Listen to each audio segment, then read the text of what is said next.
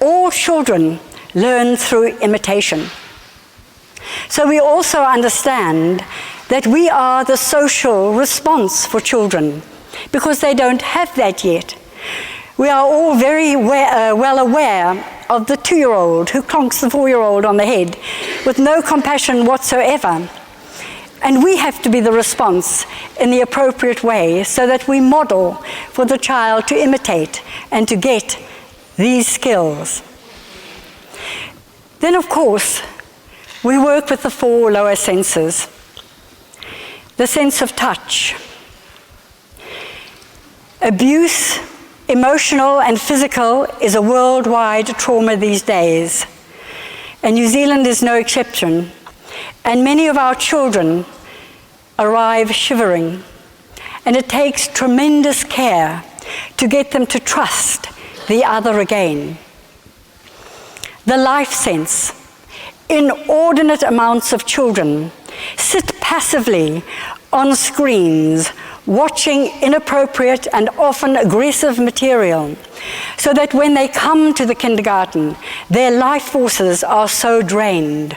So yet again, we have to change what we do in the kindergarten, and we spend far more time outdoors, so the children can renew their life forces and gain an understanding of the real world in real time.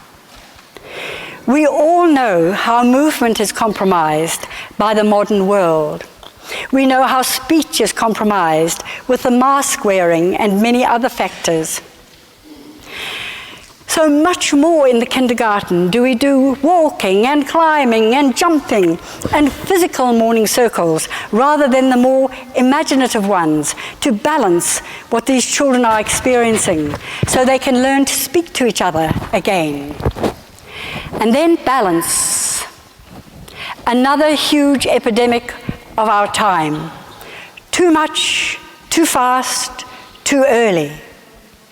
So the slowing down of everything we do in the kindergarten so that children can breathe again. Class 6. Early morning. They all arrive at school every morning in their school buses or their parents' cars.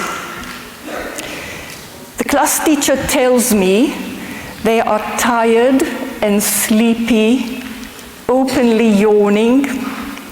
They cannot start their main lesson. They have not yet become present in their bodies. She tells them to follow her in a very quiet manner. Please follow me. They go out of the school gate and they walk.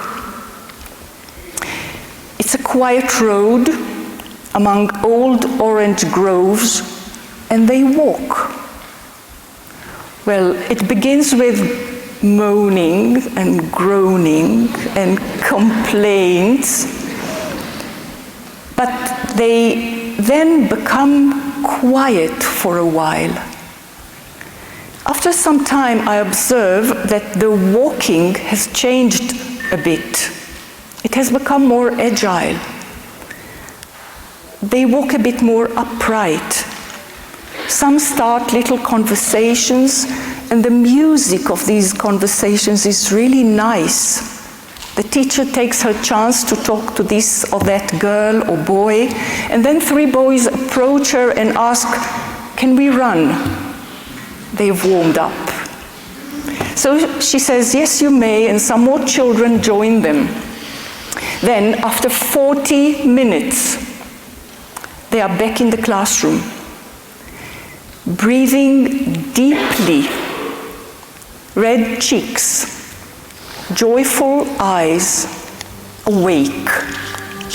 Now they can start their morning. I look into the world.